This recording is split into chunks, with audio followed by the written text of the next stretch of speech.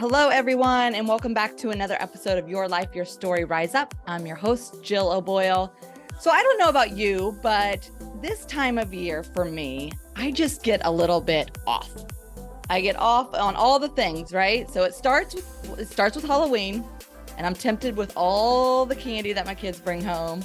Then we roll into Thanksgiving and bring on the mashed potatoes and gravy, and then let's go into Christmas and let me just reach for the sugar cookie. Like, it's just not, it's that time of year. I just get off every time. And so I thought this episode's going to air probably around the holidays. And so I thought this is a great time to bring my friend and guest, Kester, to the show today. He is a transformational nutrition coach that focuses on middle-aged men and women who are struggling with just the quality of their lives because of literally health-related issues.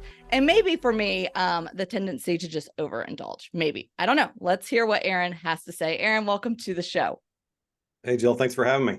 Yeah.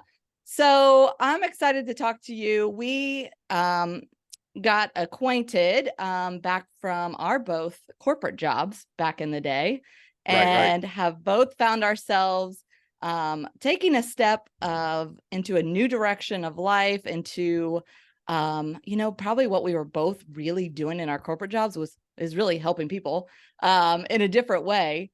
And so I was excited to bring you onto the show because both of us have a passion to really help people. And in my coaching, it's really just to help people transform their lives in regards to whatever they're going through, right? Helping them get unstuck so that they can thrive in both their life and business. And I think what you are doing as well, is on the health side, but I think it all correlates together. And so I'm super excited to have you on the show and help us talk a little bit about your story and kind of what got you started. So let's just start there. Can you share, your background of what inspired you to become a transformational nutrition coach? And then maybe on your bio, you talked specifically about middle-aged men and women. So maybe why you chose that area as well. Sure. Go back to something you said a minute ago. I want to touch on is you mentioned something like towards the holidays, we tend to just let it all go out the window. And it's funny, just this weekend, I had this conversation with my wife and her birthday is next weekend. And so we have her birthday and then Thanksgiving and then Christmas, and we have our anniversary. And the thing I was trying to talk to her about is that's 4 days out of 2 months.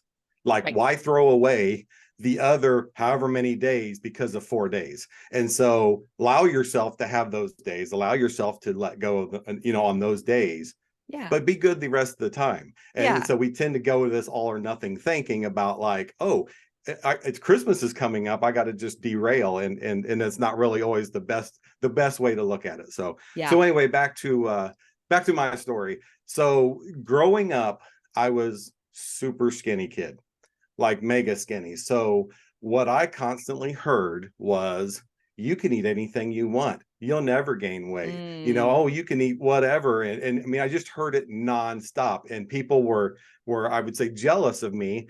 And so apparently, subconsciously, I thought, let me challenge that. And I ate everything. And so all through my, teens, 20s, 30s, I ate a lot of junk food. I mean, grew up with a single mom, so it was just all about like survival, not really about like how can we make healthy meals. It was, so breakfast was Captain Crunch, Pop-Tarts, that type of stuff. And I was the one that would have Rice Krispie cereal. And as I was eating the cereal, I was scraping the bottom of the bowl and getting that sludge of like wet sugar in the bottom. So that was kind of how I ate growing up. So then when it came into my, I would say late 30s, 40s, my body just decided, I can't keep up with you anymore. Like, this is ridiculous. Like, you're out of control.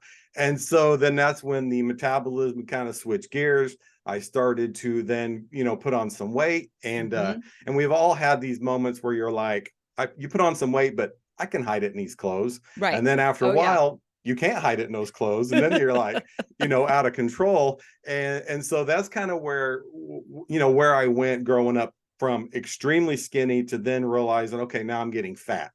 And two moments probably changed this for me. Mhm. And one of them is embarrassing. I don't like to talk about it, but I will. But one of them was there was a moment to where we were on vacation, and we had a condo, and we were at Tybee Island down in Georgia, and we had a condo, and the entire wall of the living room portion was a mirror. And I was walking Oh my. through, and I think we was either just came from the beach or getting ready to go to the beach. So just in my swim trunks, and I remember walking through, and I kind of looked over, and it was one of those things where, who's that guy? I Wow. didn't recognize him.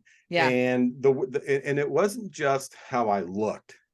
It was that person was broken, like in all areas of life. He was just broken. He didn't like himself. Mhm. He wasn't living how he should live. Just a broken person. And so that was a moment where it kind of stuck with me. And I had a couple of those moments, and nothing is as humbling as for whatever reason, long ago I would travel for business, and I don't know why, but hotels like to put those gigantic mirrors Yes. right outside of a bathtub. Yep. So you take a shower, you open that up, and what? Who's that? Who just entered my room? And so I had some of those moments where you're just like, this is not me. Like, I don't recognize this person. But another moment that probably said I need to do something is, so in my hometown, which is probably 15-20 minutes from where we live now, there was a Ponderosa, and they Mhm. had a buffet. Yes, they did. And when I said we hit that buffet hard, we hit that buffet hard. Like, I mean, I was full before the last plate, and then I was like, okay, it's dessert time now. I Well, mean, they got yeah. ice cream. And so anyway, we would go there, and then one night we went there, and it was one of those where you're just driving home miserable.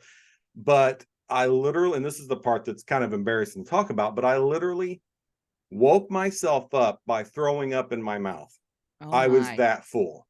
And Oh it was my just gosh. like, okay, this is ridiculous. What are we And doing? so that got to the point where I was just like, I can't keep doing this. I had two younger boys who are going to look up to me. I have to Mhm. change who I am for them. And so then I just kind of started, for years, I kind of off and on got into fitness. It's always been something that was, and I was interested in, but I always had that young, skinny kid mentality of I can Right. do whatever I want. But then, after those moments, I kind of started like really looking into it, and I never had anybody to help me. Like, I was kind Mm. of just on my own. And Yeah. so then I thought, man, I'd really like to be that person that I needed. Yeah. So then I decided, okay, I'm gonna really make this change, and I'm also going to get certified. So then I got certified. I got 3 certifications within a year and a half. So I got Wow. the Transformational Nutrition certification. I get a change psychology certification, and I got a certified brain health professional certification. So, because brain health is extremely important to Mhm. me as well. And so then I just thought, okay, I just really want to help people. And so then when you talk about why middle age, one, I just turned 50, so I'm Yeah. middle aged. Yeah. So so help the people I can most connect with. But also, again, when people are going through life in their 20s and 30s, they really focus on the career, Mhm. making money, Mhm. the day-to-day activity. Health becomes very, very low priority. Yeah. And when you get to this age, when you get late 40s, 50s and beyond, you start thinking a little differently. You start thinking about your own mortality where you didn't before. You were invincible before. You start thinking about um, you know, what do I want to be like in my 60s, 70s, 80s? And I Yeah. often tell people, I don't work out today for my today self. I'm working out today for my 60 and 70-year-old self. There's Mhm. things that I want to It's do at really that good. age. So then I just decide, okay, that's the target audience that I want. And it's really people that are just like, I don't know what to do. Like, what I used to do, I'm still doing, but it's not working anymore. So that's Yeah. kind of why I decided middle-aged people. So Yeah. Oh, that's great. And the whole story, for anybody listening, that mirror is a powerful thing, because in my own story, right, it wasn't really weight, but behind that mirror, I remember standing in front of the mirror too, and I remember literally saying to myself, how did you get here? because I could just see it. I could see it all over my face, my stress level. And you mentioned, mental health too. And you got certified in the I don't remember what the Brain certification was. health, Yeah. brain health Because professional. I Yeah. believe, Aaron, it's all tied together. Because for me, when I 100%. stood in the mirror, yeah, I definitely had maybe gained some weight, or maybe actually back then I probably actually lost weight because the stress was Right. taking over me. And I really wasn't eating that well, but I was definitely drinking.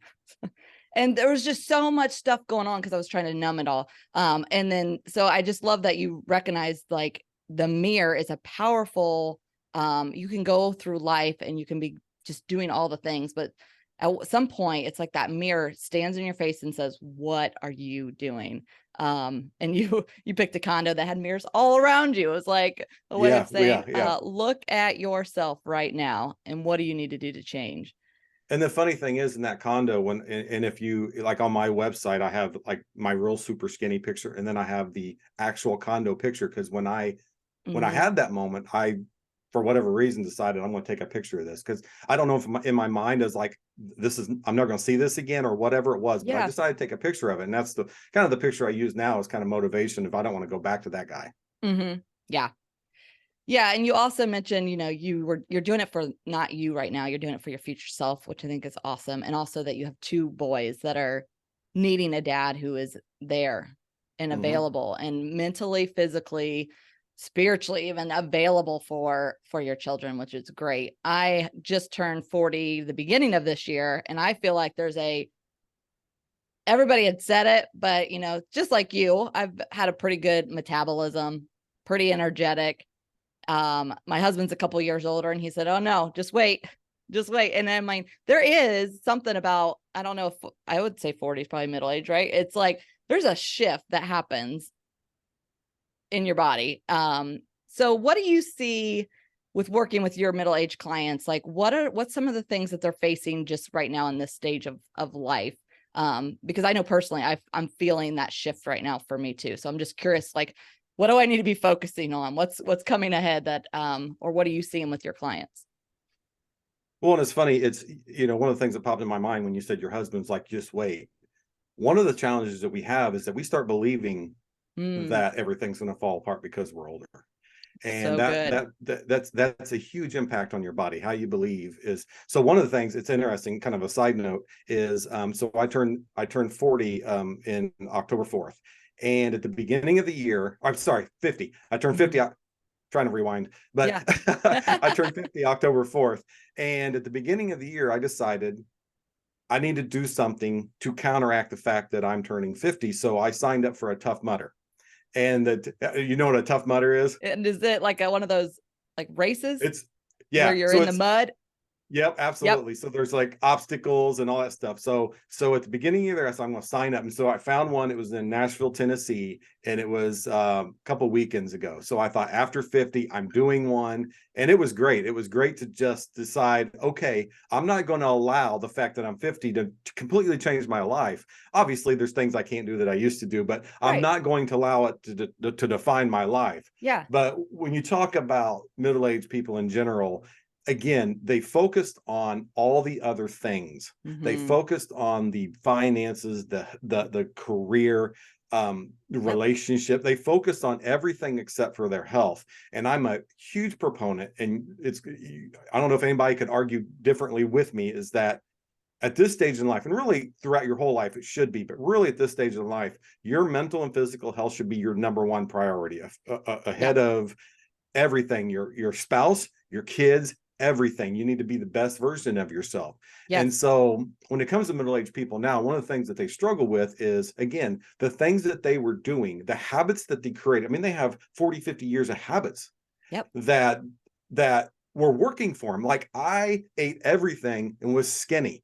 I had that metabolism, and eventually when you get older, your metabolism's like, I can't keep up anymore. Right. And you've just wrecked it. And so you're like, I'm not doing anything different, but it's changing. And so you have to shift how you're wanting to do things, how you need to do things in order to then move forward in a different stage of life. Yeah. And that's hard for some people. And then you start, in this age of life, you start having to do things like prostate exam and all those type of things. You have to really start worrying about screenings more, going to doctors more, and you start having little things like, hey, your blood pressure's high, hey, your blood sugar's high, hey, all these little markers that you probably ignored in your 20s and 30s.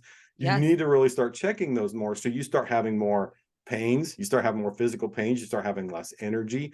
And so all of those things that you kind of naturally think about when someone's aging, is you start experiencing those things without doing anything differently. So that's really kind of the things that I see more than anything, is that, I'm doing the same things, but now my blood pressure is elevated and that type of stuff. So that's really what I see more than anything, is just all those markers of aging. Yeah. Well, there were several things that you said just there that I want to kind of go back to.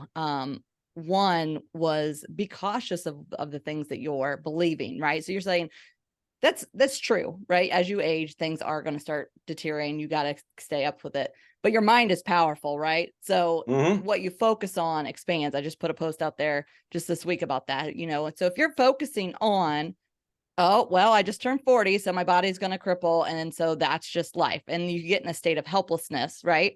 I think people can find themselves believing that's just it. So, hey, I'm going to gain weight. And then speaking, it's it. another thing that's extremely detrimental to you, is saying, oh, I'm old, I can't do that because I'm old, I'm fat.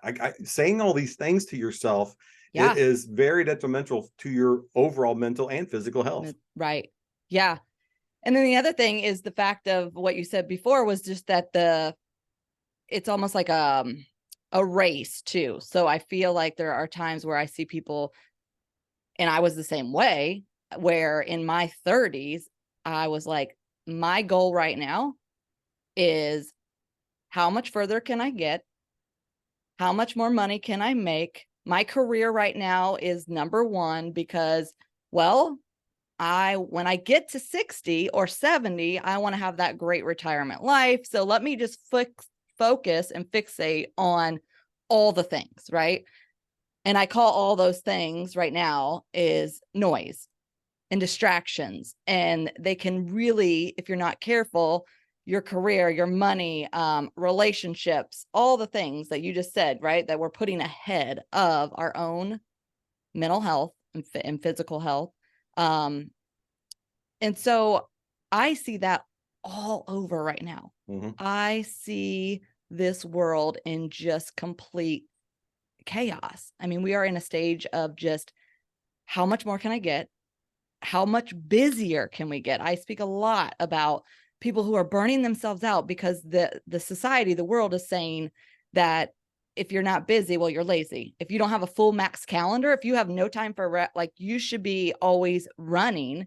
And I think that is causing, and I want your expertise on this, I feel like this need for speed, this needs for all the noise and filling the calendar is causing a huge health crisis in our world. And I just wonder, in your profession right now, are you seeing that too? And do you feel like that's maybe some of the contributing to it as well? What's your take on that? 100%. 100%. So all the things you're talking about is leads to chronic stress. Stress is not bad. You need stress. Stress is good for you. Chronic stress is where we run into trouble. Okay. And so those things where it's just constantly, you're not getting your body the chance to recover. And recovery when it comes to health is huge. And so when you're not giving your body that chance to recover, your body is just constantly getting worn down. And stress plays a huge role in your physical body. So what I mean by that is your stress is, one of the things that stress does is causes you to store fat. So stress is your body's like, okay, there's a danger. I need to prepare for this danger and I need to get ready for it, which is not, so your body's saying, I need to keep this fat because it protects these organs. There is a danger coming and I need to protect it. And then it also takes glucose and shoots it into your bloodstream because you're like, I'm going to have to run. Something is getting me. Wow. I'm going to have to run. And so that's when you get some elevated blood sugar. And so stress plays a huge role chronic stress plays a huge role in how you physically feel and how you are physically healthy. Another thing that stress does, which is huge, is so we have the ancient part of our brain called the amygdala, which is the very basic prehistoric part of our brain that just cares about the basics. I need to eat. Yep. I need to reproduce. I need to breathe. That's what that part of your brain, that's all it cares about. So then you have the prefrontal cortex, which is the executive function of your brain. So those two parts of your brain communicate constantly. Okay. So, the amygdala is like, I want the donut. I want sugar. I want the donut. And the executive portion is like, you shouldn't have that. You're trying to lose weight. So chronic stress actually interrupts that communication between the two. It wears down that communication. So then the amygdala is like, I want those donuts. And that communication is not there. So then you have the donut. So it really affects your decision making when it comes to that chronic stress. Wow. That is so interesting. I had no idea. I figured, right? I mean, I've seen it in my own life unfold, that the chronic stress caused so many, gosh, that's really, really, really good. Like I'm like putting all the pieces together now that impacts. So basically, right? Am I hearing you right, Aaron? That chronic stress will also have a huge effect on your decision making. Oh, absolutely. It'll limit your decision making. Or correct. Impair it completely. I mean, in my situation, I had no clue what kind of good decision, bad decisions I was making. I was just doing. Yep. Again, that prehistoric part of your brain's taken over. It just cares about the basic needs. That's all it cares about.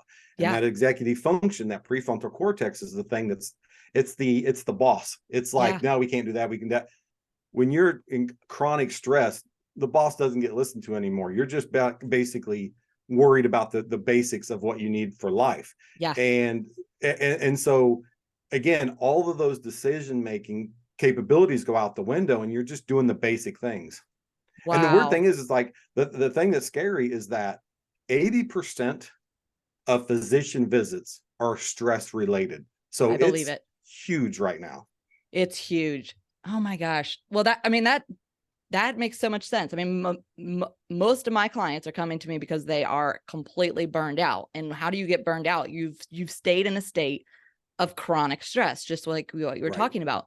And when I ask them some of the simple, I don't mean to be, but basic questions, right? When we're talking of like, where do they want to go in life? Where do you see yourself in this many years? What goals do you like? It's so hard for them to answer that, right? Because what you're telling me is that for so long, their mind has only been able, it's washed that part of their brain away. So they're only thinking of tomorrow.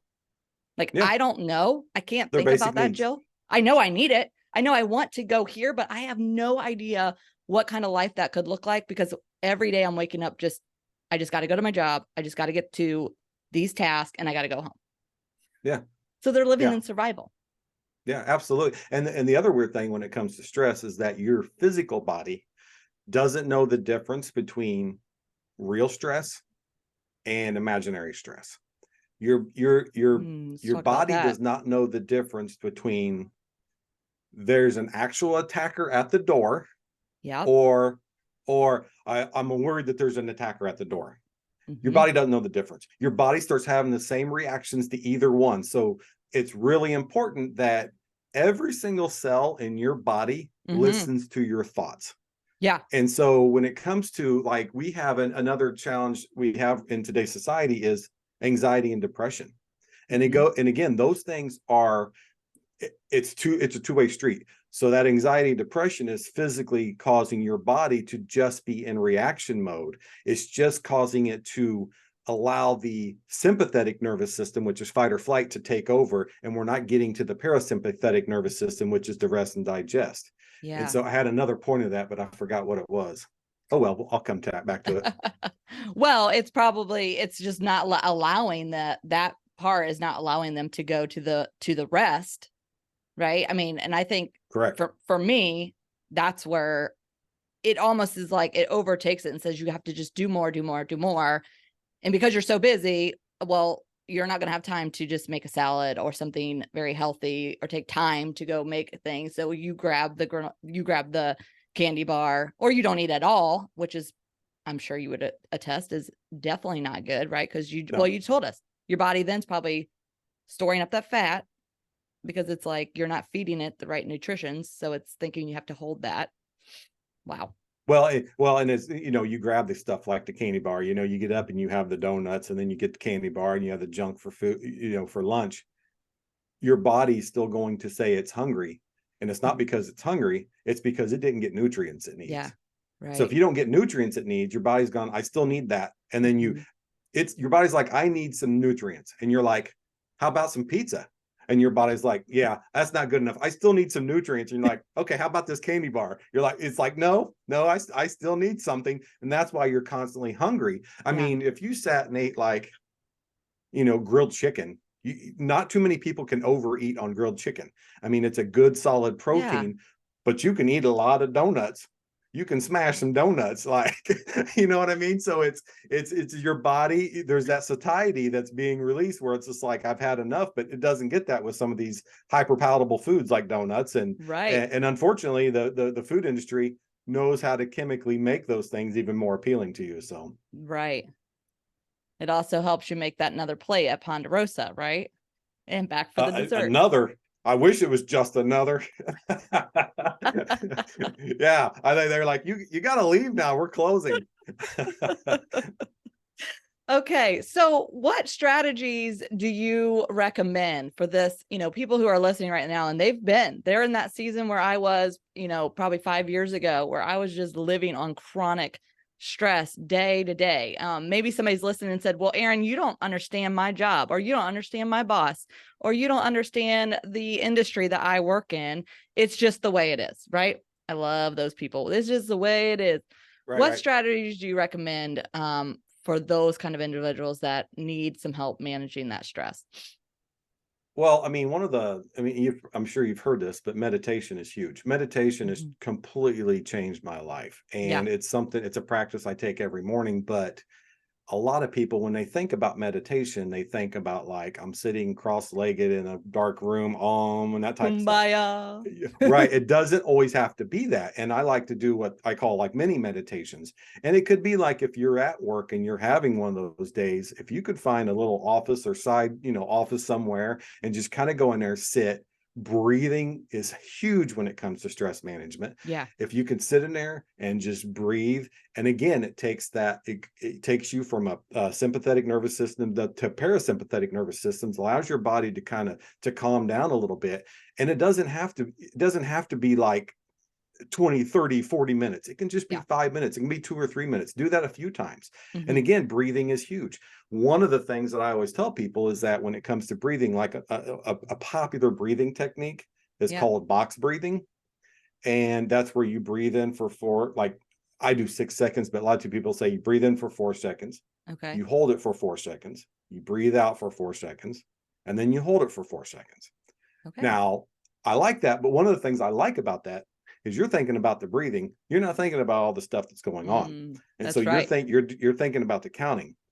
But what I like to do instead of that sometimes is whenever you are exhaling longer than you are inhaling, your blood pressure, your heart rate goes down.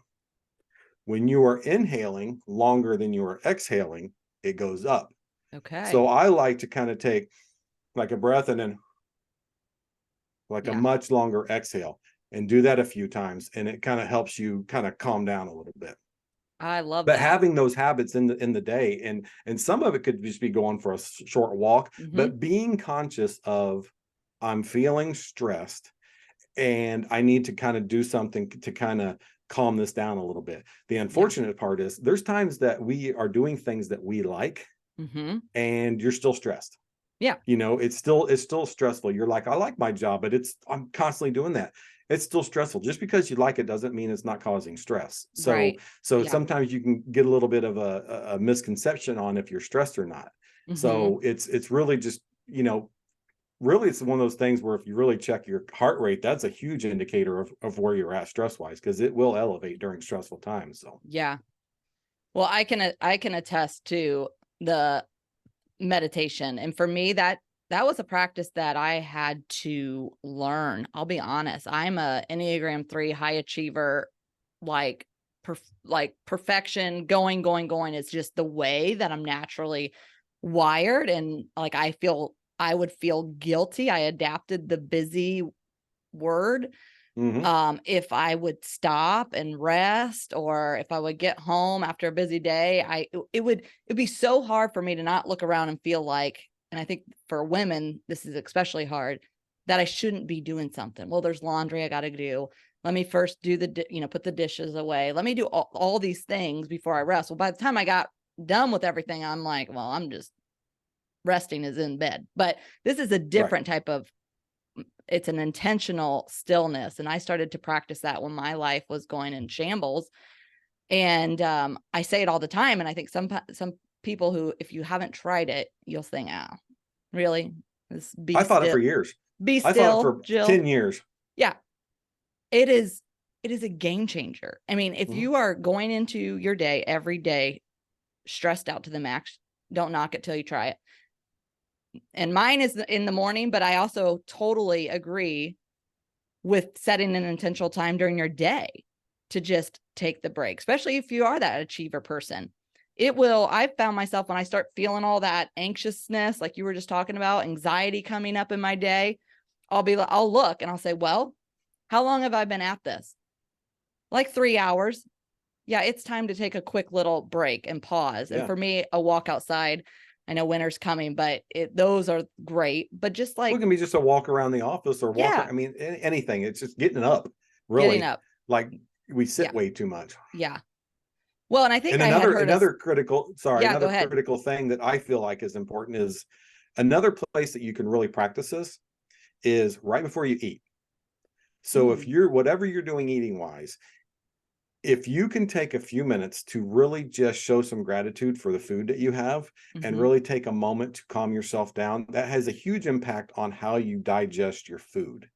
And so that is another place. And again, whenever we want to create a new habit, it's good to tie it to another habit we already have. So if you're already, I mean, obviously you're going to already eat. So tie that little bit of mini meditation and gratitude to the beginning of your meal. And that way it's one, it forces you to do it. But again, it helps with the digestion of the food.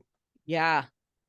Wow. That's so good, because I'm also a huge advocate of gratitude, and there's so much power. I actually started that the beginning of last year, is adding to my morning stillness routine. And in that is grabbing a journal and writing, three things. One is, what is one thing that I am grateful for today? What is one thing I'm hopeful for? Like, what do I want, hoping for today? Like putting that out there right now. Like, what am I hoping for? And then what's something I want to change? Like, I've just been kind of getting into this habit of like asking those three things. But the first one of the gratitude, that gratefulness, when you start really thinking about all the things that you're grateful for, and just, going deeper, because every day you got to come up with something new. You'll realize, like, it's more than just your family and God and your friends and food. Like you start looking around, there's so many things to be grateful for. So what do you think that has to do with, like, is there something with, really your mindset, visualizing, writing it down? What's some thoughts there? Is that adding to kind of how we, as I asked you before, like how you can manage your stress? Is that something that you've found helpful, or some other things?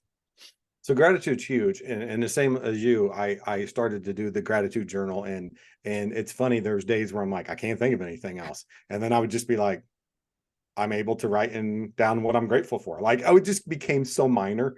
Yeah. Like just so minor. Like a lot of the men in my family that are older have lost their hair. I still have hair, but just such a minor, weird things. But yeah, I think what the gratitude does is it causes you to focus on positive things. It causes you to focus on, because the negative thoughts, your body hears those, your body answers those. And it's been shown, there's been studies shown that constant negative thoughts actually can have an impact on your brain health and have some of the increase the deposits of Alzheimer's disease.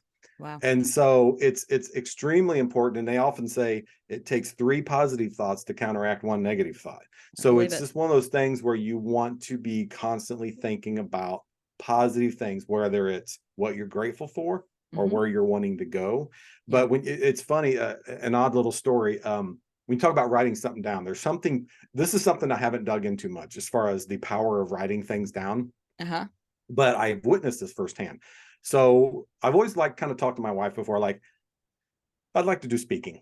Like I'd Hmm. like to do speaking as part of, part of my coaching stuff. But it was just one of those things where you'd say it and you'd be like, I can't do that. What am I Yeah. saying that for? The inner critic. So Yeah. so I recently joined a business mastermind, Uh-huh. and they just asked, one of the homework assignments is like, write down exactly what you want. And so I was sitting there one day at lunchtime, sitting there writing down what I wanted. And I put like, coaching, podcast. And then I was just like, do I write it down? And so I wrote down public speaking to help people. Yeah. And when I got done, I got on my phone and did the whole social media, stalking or whatever you want to call it. So I got on social media, and on LinkedIn, there was a message from someone that we know Yeah. that reached out and said, hey, it's Learning and Development Month next month. Would you like to speak at my company? Literally 5 minutes to 10 minutes after I wrote it down. It was Oh huge. my goodness. I thought it was spam. I thought, how you get those weird Yeah. LinkedIn ads? I thought, hold on, let me. So it was so bizarre. I thought this can't be real. And I replied back, absolutely. I'm like, I don't care how many people it's for. I don't want any money. I just want to do it. Yeah. It's just kind of neat that it came out like that. So yeah, there's some power. There's definitely power in gratitude, but there's also power in writing things down, especially goals. Yeah. Oh my gosh, that is awesome. And I have seen that time and time again myself. It's like, and that is why I'm so huge about what you focus on expands. So are you Mm-hmm. focusing on the things that you want to achieve, or are you focusing on all the negative things about yourself and telling yourself all the reasons why you're going to fail? Mm-hmm. Because the universe will give that to you. If you want to Yep. stay in that negative stage, it will bring you more negative people in your circle. It will bring you more negative situations. Or you can that's why I'm a huge advocate of vision boards and looking at that vision board and planning and saying, yes, I'm going here. This is where I'm going. I got one right there. It's Yay. right next to me. Yes. It's huge. Mine's in my bathroom because as a woman, I spend a lot of time there getting all ready, Right. And so blow drying my hair, just re-looking at it. And I will tell you, Aaron, so I love picking a word of the year. And I don't just like pick it willy-nilly. I think about it and I think about, okay, what word, I'm a huge woman of faith. So God, what word do you want? And my word of 2023 was connected. Mm-hmm. And I put that out there on my vision board. I have hands coming together. I cannot tell you the amount of connections I've made this year that weren't from me, right? I mean, just there's so many people that I keep getting connected to that keep building my journey, keep Yeah. growing relationships. As a coach, I love to help people. So, they're either coming for me or they're people that I can help. And it's just like a circle of just building relationships that I'm a huge Yeah. advocate for. So I love that you got that opportunity. And I bet, Aaron, as soon as you replied back, yes, I bet very loud and clear, there was a voice about 5 seconds later that said, oh, you're crazy. When we talk Oh about yeah. that inner critic. But you had to hear that. And probably then you said, add 3 more positive things to get that thing to go away. Because it'll haunt Well, you. and it's I'm the sure. same thing with like, hey, I'm going to do the Tough Mudder. What are you, stupid? You're going to be 50 like that. I'm constantly fighting that Yeah. voice. I mean, Yeah. nonstop. It's just, I mean, it's the voice is terrifying. A voice is challenging. You get tired of that voice, but also there's part of that voice I kind of like, Yeah. just because it keeps you humble, it keeps you grounded a little bit. Yeah. The power is to not be the victim to that voice, or not just always have to listen to that voice. But I don't think it's a bad thing that it's sometimes there. Mm-hmm. Yeah. No, I agree with that 100%. And I recognize that now. And I say, okay, I hear you. Yeah. I hear you, but I'm gonna test it, and I'm just gonna push forward anyway. Yeah. You've mentioned a couple times while we've been talking habits, and I am Mhm. a huge advocate for creating healthy habits, not only for myself, but it's something that I work with my clients on, of creating habits. So let's talk about that. What are what have you seen as you're working with clients? What are some of the habits that they're either forming that maybe they don't even recognize? And what are maybe some common barriers or obstacles that you've observed when you're trying to help clients, take that next step to creating a better, healthy lifestyle for themselves? So when it comes to habits, the one barrier is just people creating those habits. Yeah. Just Mm, be willing to create some habits. But one of the things that's huge when it comes to me coaching, no matter who it is, and this was for myself as well. So when I first decided I was wanting to get healthier, I went from 220 pounds to 185. I found that 220, I went right back. mm, And then since I've come back, but there's a huge difference between creating habits to get to a goal as opposed to becoming a person who is healthy. There's a yes. huge difference. And that's really hard for people to get a grasp on, is that you can force yourself to do things. And that's what I did the first time. I forced myself to do things. I created habits like I'm doing this and Right. I'm doing this. And I did all those things and got to where I was, but I was still the same person. I was still Okay. had the same struggles. I still had the same mindset. And so I went right back. I Yeah. jumped right back into it. And it's scary to think about. One of the things I tell clients a lot of times, and it's extremely scary, is that if you want to be a healthy person, you have to kill that old person. Yes. And you can think to yourself, well, that sounds easy. I don't want to be that person. I'll Yeah, just you be this don't. person. You don't. But that person has gotten you through everything. That Mhm. person has been the person that's helped you survive. And Mhm. those habits that you had Yep. helped you survive. Mhm. And so it would just be like, I mean, you think about like people that like, and I hate to use this analogy because it's really a huge crisis in our world, but like drug addicts that have like partners that are drug addicts, Mhm. it's kind of the same thing. Like, no matter if one of them can't get clean without the other, there has to be a break. You have to break away from that old person, Yeah. and you have to do that with yourself. You have to break away from that old person, and that's scary. Yeah. That's hard. And creating a new identity is one of the first things I try to do with people, is really say, who do you want to be? And let's get to that point. I mean, there's times where I can work with someone for months. We Yeah. never even talk about food. We really don't. Exactly. And Exactly. because they're just trying to become a new person that is willing to eat the right things and do the right things. Another challenge, in kind of the same vein, another challenge I see people doing is deciding, okay, I want to, this person over here on TikTok did keto, I'm going to do keto. This Right. person did paleo, I'm going to do paleo.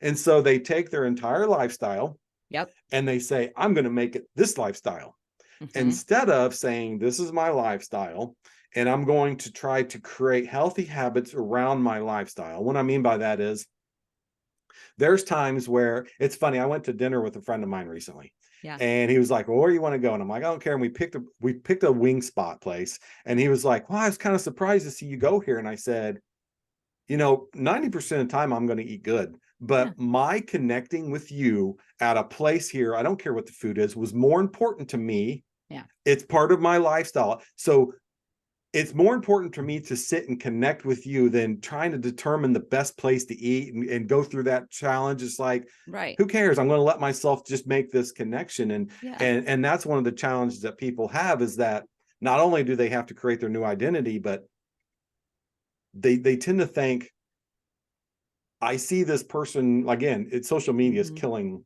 the health world at the moment. I'm sure. Um, but they see this person that's like ultra fit and they think they have to go from 0 to 10. Yeah. They think, okay, I'm going to have to do CrossFit for 2 hours a day, 7 days a week. And then I'm going to have to eat salad and chicken every day. And I can't have anything else. And it's like, That's overwhelming. That's very Who wants overwhelming. to do that? Not me. You know, it's yeah. And so it's making those small changes and making those things and start incorporating things into your life and start melting your life and start creating those different mindsets. It happens organically over time. It can't just be like, you know, I go to Ponderosa buffet today and tomorrow I'm on keto. Like it just doesn't It work does that way. not work. Oh man. I love that. I love that you shared that, because you and I are on the same page, and it's exactly what it's so in alignment with what I'm doing with the women that I coach. Because it starts with your identity and your beliefs about yourself. I listened to a podcast by Craig Groeschel, and he says, you do what you do by what you think about you. So you do what you do by what you think about you, but you can change. Our mindset is a powerful thing, and you can change the way that you think about yourself. But you got to understand what you were just saying is you got to understand that lifestyle, who you are, right? How you fit everything into that lifestyle. One of the things that I do is I take my clients, just like you got to figure out your client first. I take them back to their inner child, like their young child. And those same problems that they're having in their adult years is because of some wound, scar, bruise that affected them, maybe 8, 9 years old. We're all just older children. That's all we are. Yeah. And so the habits are a lot of times formed, right, from what their upbringing was, what happened in their life, right? And we make habits around that. But the great thing is just like you were saying, is you can change habits, but it's not just one day going from this way to this. It's a continuous, probably peeling back the layers of your life and recreating new, healthier habits that fit. Well, and not just that, but I've often said, you're only as healthy as how much you love yourself. I'm a firm believer in that. Yeah. And I always use the analogy, if you have the biggest piece of crap car, you're probably not going to get an oil change that often. You're probably not going to wash it. You're probably going to park it next to the cart rack at the store because you don't care. Yeah. But if you have a brand new car, or even if it's not brand new, a car that you love, you're washing it, you're changing the oil, taking care of it, and your body's the same way. You are the same way. If you love yourself, you're going to take care of yourself. Yes. If you don't love yourself, it's really hard to take care of something you don't love. So really working on not only your identity, but really how you talk to yourself, how you feel about yourself. I mean, how you talk to yourself is huge. And quite frankly, it affects how people talk to you as well. I'm a firm believer, if you're getting negative energy, it's because you're pulling that in. You're the one that's allowing that to come in. So wow. So just mindset, really, how you are talking to yourself, the ways that you think about yourself, not only, which is what I coach on, has an effect on why you're burnt out, but it also has a direct impact on probably your health, your weight, right? So do you have any good, client success stories that you can share of clients that you've helped them through that? You've taken them that journey of just really truly believing in themselves, talking nice about themselves, changing a mindset about themselves, and you've seen a transformation in their life. Is there a story? Oh yeah. Again, there's tons of those, but I'll be honest with you, the one that I like to use the most is my wife. Yeah. And so so have you ever heard of the 75 hard? Yes. Okay. So for those of you who don't know, it's a 75-day challenge where it's just super strict. And I was going to do it, and I asked her, "You want to do it with me?" No way. Like, she was dead set, no way she wanted to do it. And I know as a coach that her doing that probably wasn't the best thing. But she decided to do it, and it was great for her. She lost 30 pounds. She was feeling great. She never changed who she was. The second we were done, she just went right back to who she was. Okay. She went right back. And so then I had to really start switching how we look at the things that she's doing and really start switching about how she integrates, like we said, integrate these things in our life. And a lot of times, one of the things I did with her, which she absolutely loves, is there's that feeling of loss. There's that feeling of scarcity when you can't have the things you want, no matter what they are. Oh yeah. And so you ever seen those things on the wall, like in case of emergency, break glass? Yeah. You know what I'm talking about? Right. Like whatever's in, I can't remember what is in there, like a whatever. I don't even know what's inside of it. Break it and grab the sledgehammer or whatever. Yeah. Yeah. So one of the things we recently did is we created that concept with her. And so we have this, like, you ever seen those old potato chip cans of Charlie's or whatever? We have one of those big cans. And so she has one of those. And when we go to the store, she can pick 5 items. I don't care what they are. And we put those five items in there. And then at any time through her week, she can, I need something, get in that can, grab it and eat it. What that does is that, one, it makes it to where she has that release valve if it becomes too hard. 2, it's not, if it's part of the plan, it's not cheating. Right. There's no guilt associated to it. There's no like hiding. It's like, hey, this is one of my 5. I needed it. I got that, in case of emergency. I broke the glass. Yeah. And it's there. And so, then we'll slowly start going down to 4 items in there and 3 items in there. We'll probably always have something.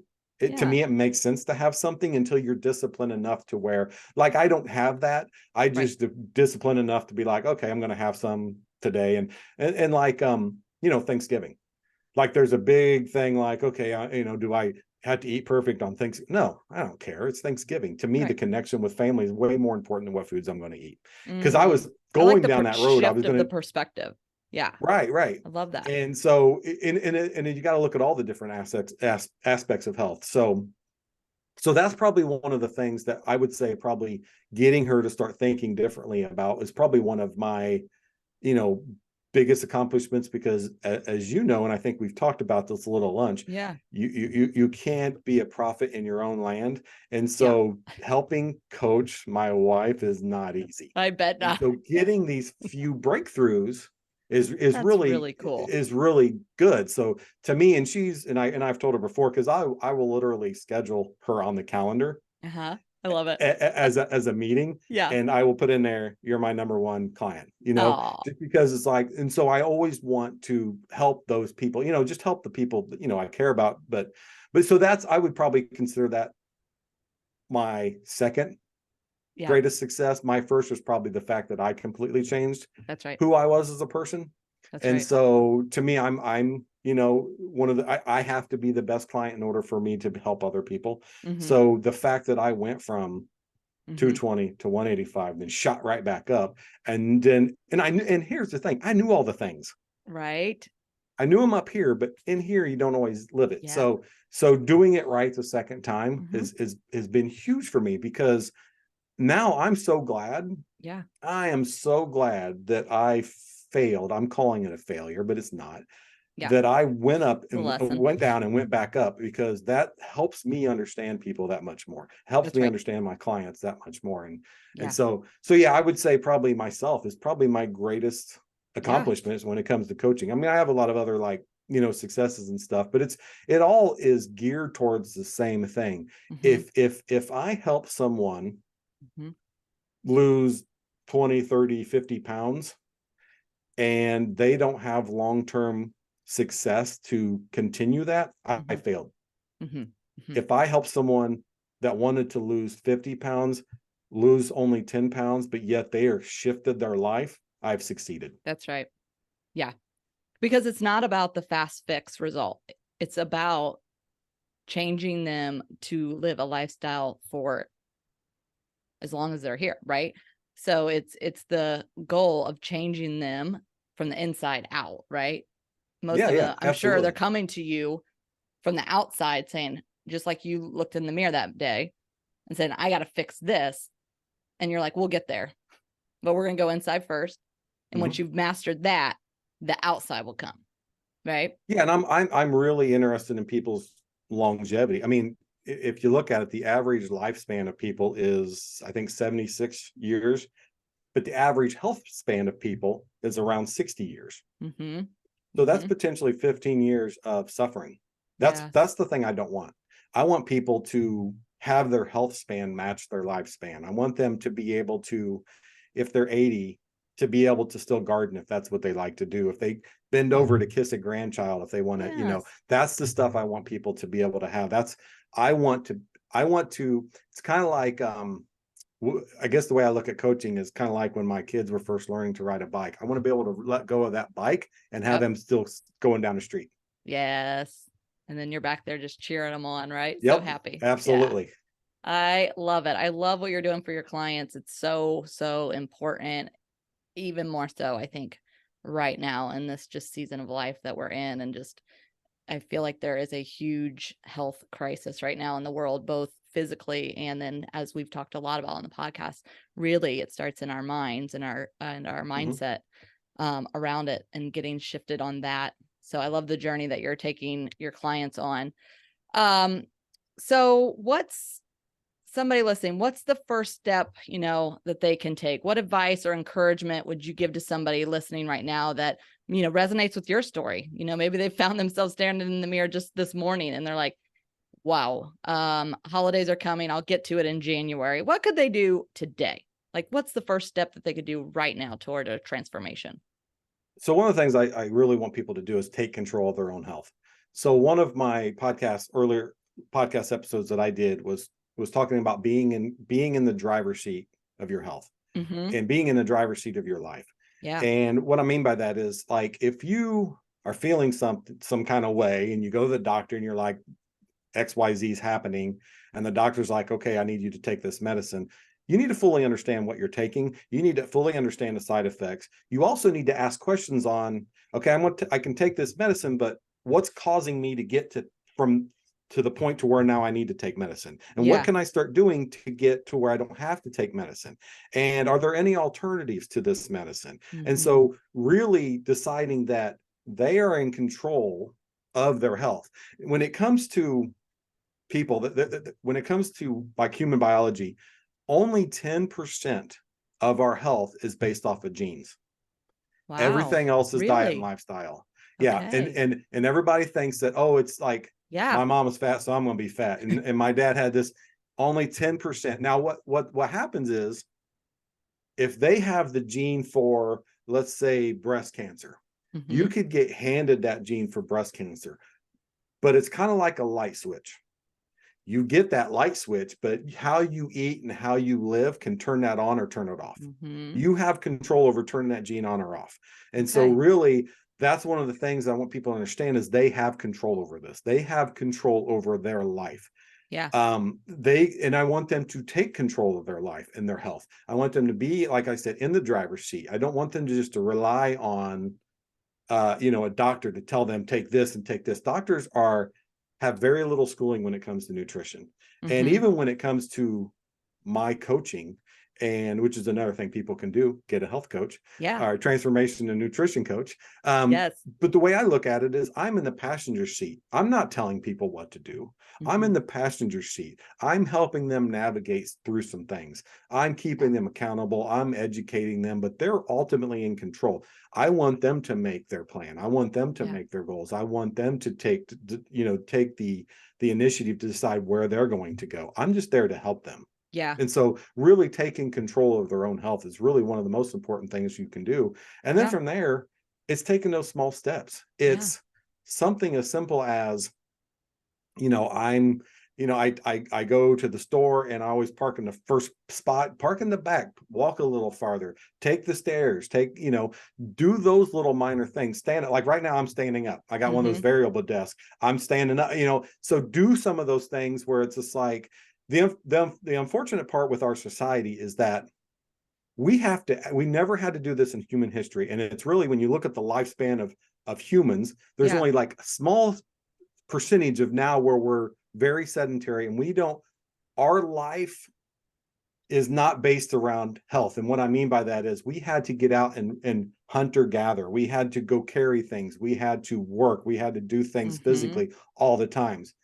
If you think about it right now, you could probably spend 90 to 95% of your life in that chair that's behind you. Yeah.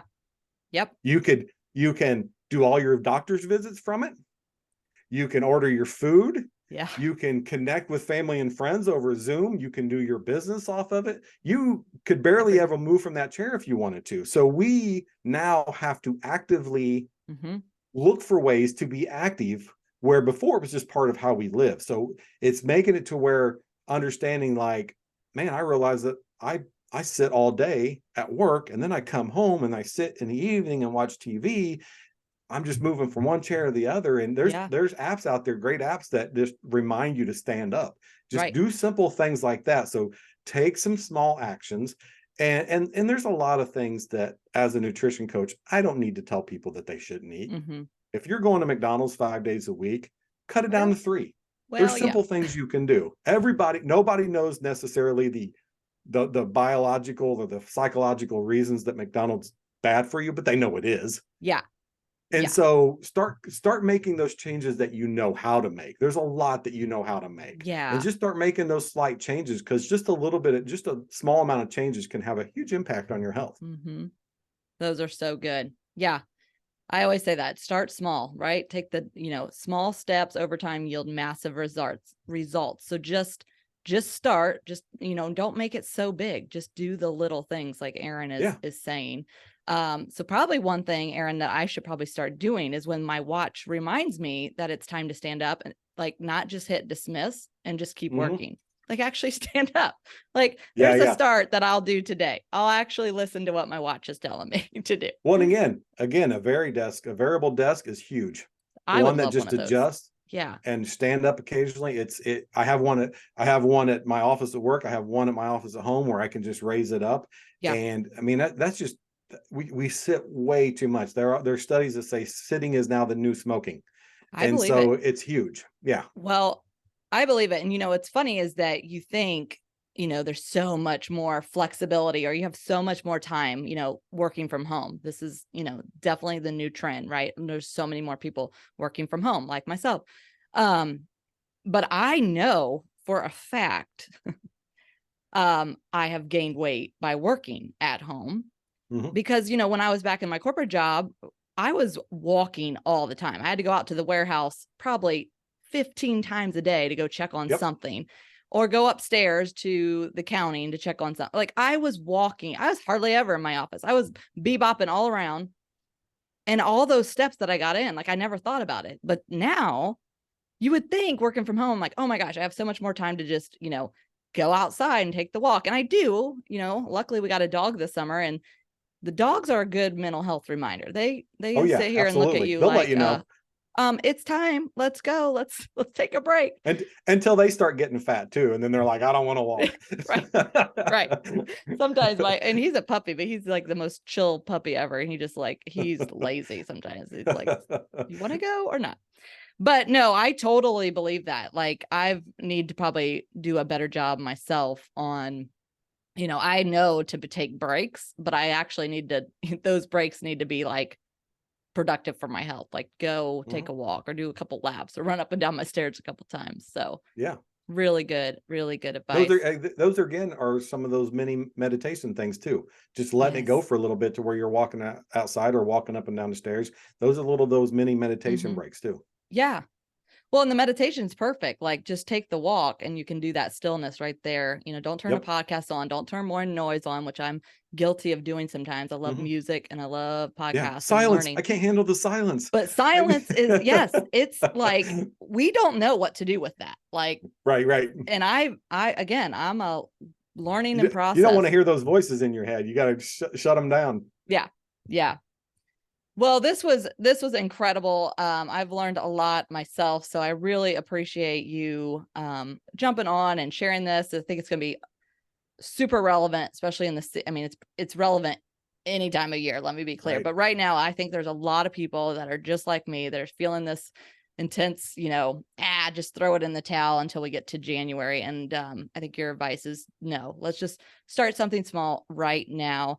And a health coach, of course, I am a coach myself. I can speak volume about having a coach that can help you take the next best step, and hold you accountable. Like I'm sure you would agree, like just having an accountability partner with you along the journey is so helpful, and they can see things that you can't see yourself. So, Aaron, somebody listening that, resonates and maybe they're not ready for a coach yet, but would love to learn more about you or get connected. Where are maybe some places on social media that they can find you, or the best place, maybe your website, that they can get in contact with you? Yeah. So Facebook, Kester Health, on Instagram, it's Kester_health, I think. I also have a podcast called Reinvent Your Health. Yes. And then I have a website. So if you go to the website, if someone's interested in coaching or not sure, you can actually sign up for a free discovery call where I find out what you're looking for. You find out, if I'm the right coach. I don't want to work with anyone unless they feel comfortable working with me and we resonate and we are on the same page. So that's a way to have like that free discovery call just to see if we are compatible to work with each other. So perfect. So go to, is it kesterhealth.com? Correct. Okay. Kesterhealth.com. Connect with Aaron, do a free discovery. I think that would be a great way to, end your year and get ready for a great, healthier 2024. So, all right, friends, I hope you enjoyed that episode. I know personally for me, I received a great amount of just new ideas, tips, and ways to just reinvent my health as I go into, the rest of this year and into 2024. So as a reminder, as a recap of what Aaron said, take those small pauses, take those breaks. As you've heard me say over and over, meditation and practicing stillness is huge for not only your mental health, but your physical health.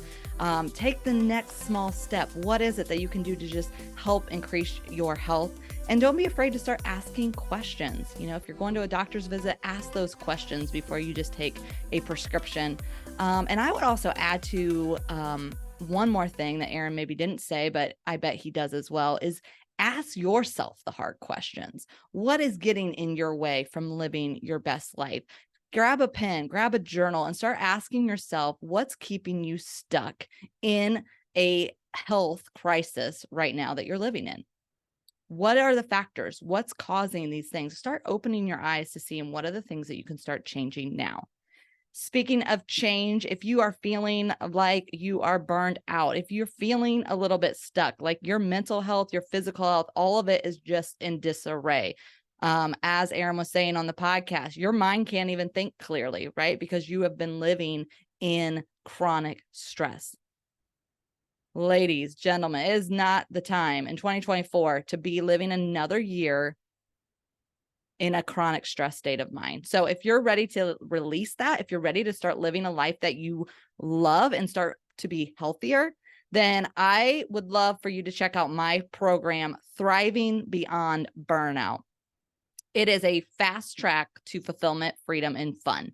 And so it's 6 weeks. There'll be 6 sessions, but right now I'm adding an additional bonus. If you sign up, you'll receive an additional 2 coaching sessions plus a copy of my book, The Intuitive Goddess. So go check it out in the link below. It's a 6-week transformational journey to living your best life, tapping into what's gotten you stuck, uncovering your purpose, identifying your working genius, your natural talents and gifts and strengths, and compiling all of that together with an accountability coach like me, who's going to help you take the next best step to uncovering what are you meant to be doing. Perhaps you're living and working in a job that is frustrating the heck out of you. It's probably because it's not aligned with what your natural gifts are. So if you would love to discover your purpose, if you would love to know what is work that makes you thrive, then join my Thriving Beyond Burnout program. You can catch all the details in the link on the show notes below. And as I mentioned right now, if you sign up now until the end of the month of November, you will receive it at a 40% off my regular rate. So great opportunity to rise and thrive in 2024. Stop wasting your life away and take advantage of this awesome program that I'm offering right now. All right. Until next time, friends, go out, be you, love life, and rise up.